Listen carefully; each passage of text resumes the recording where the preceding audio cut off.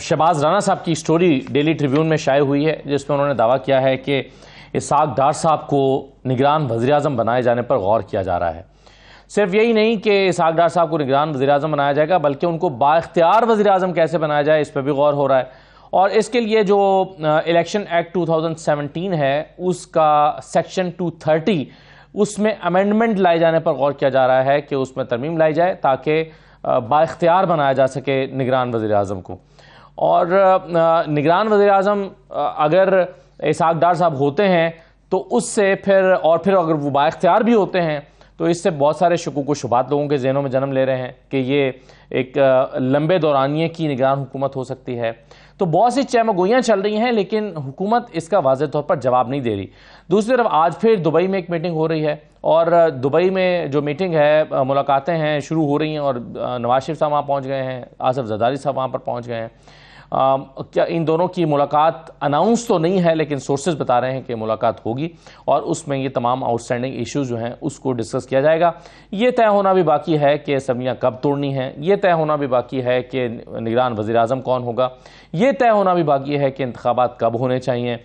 لیکن یہ طے ہو چکا ہے کہ نواز شریف صاحب وطن واپس آ رہے ہیں، اور اس کے لیے مریم نواز آج پاکستان پہنچ گئی ہیں، اور پاکستان پہنچ کے انہوں نے جو تیاریاں ہیں وہ شروع کر دی ہیں، اور اجلاس جو ہیں وہ اب ہونا شروع ہو جائیں گے پارٹی کے۔ اب میں آپ کو یہ بتا دوں کہ یہ جو چیزیں ڈسکس ہو رہی ہیں اسحاق ڈار صاحب کے حوالے سے جو سٹوری آئی ہے اس پر فواد چودھری صاحب نے اپنا رد عمل دیا ہے۔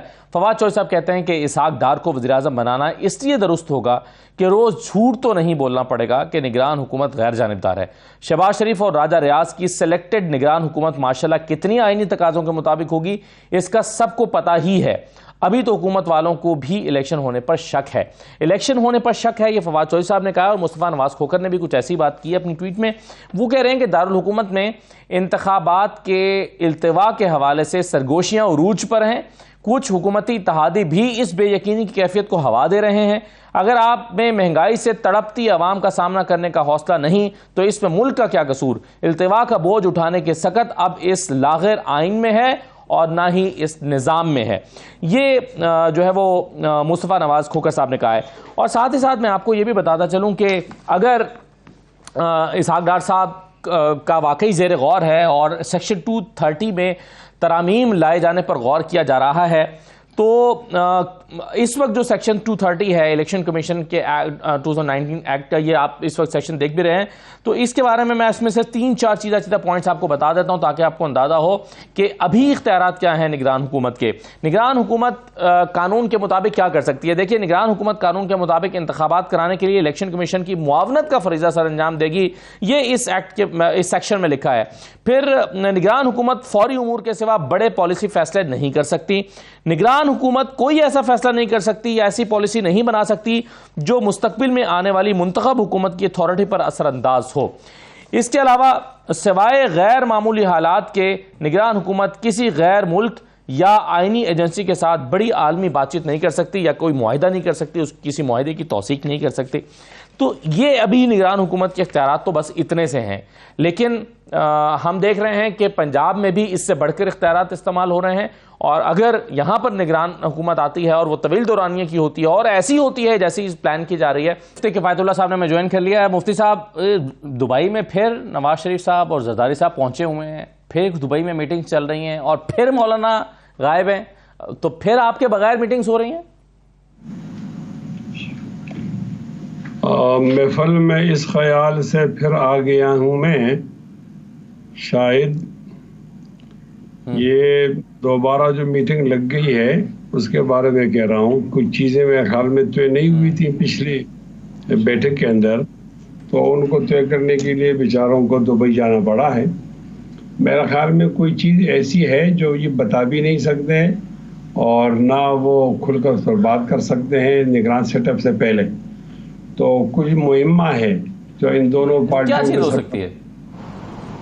نگران سیٹ اپ پر ان کا اتفاق تو نہیں ہوا نا، تو نگران سیٹ اپ پر اتفاق نہیں ہوا تو یہاں جو حزب اقتدار حزب اختلاف کے قیادت ہوتی ہے وہ نام دیتے ہیں، تو یہ تو برائے نام ہوتا ہے، اصل میں مشاورت تو کہیں اور ہوتی ہے۔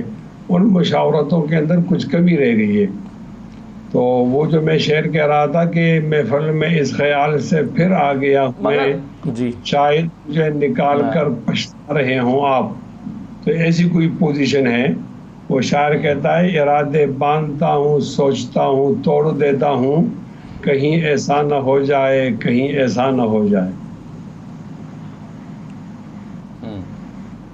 نہیں مگر مفتی صاحب ایسی کیا چیز ہے جو آپ سے چھپائی جا رہی ہے, مولانا سے چھپائی جا رہی ہے, ان کو نہیں بتانی اور آپس میں کچھ چیزیں طے ہو رہی ہیں, مولانا سے چھپایا کیا جا رہا ہے؟ تو پھر آپ بتاؤ تو بہت زیادہ خبردار ان کرو ماشاءاللہ. تو آپ کو بھی تو نہیں پتہ, یہ پوری قوم سے چھپائی جا رہی ہے, صرف مولانا صاحب سے نہیں. اور جو چیز قوم سے چھپائی جا رہی ہے وہ نیک شگون تو نہیں ہے.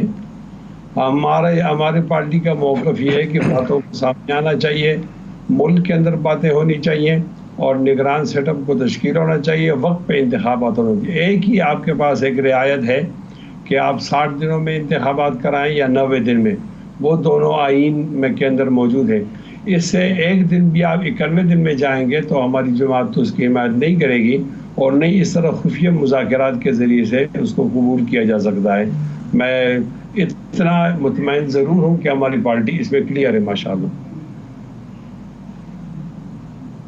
پچھلی مرتبہ مولانا نے یہ کہا تھا کہ جی اب یہ آپس میں چیزیں طے کر رہے ہیں, پی ڈی ایم کو اعتماد میں نہیں لیا گیا, مجھے اعتماد میں نہیں لیا گیا, تو پی ڈی ایم کی ضرورت ہی نہیں رہی.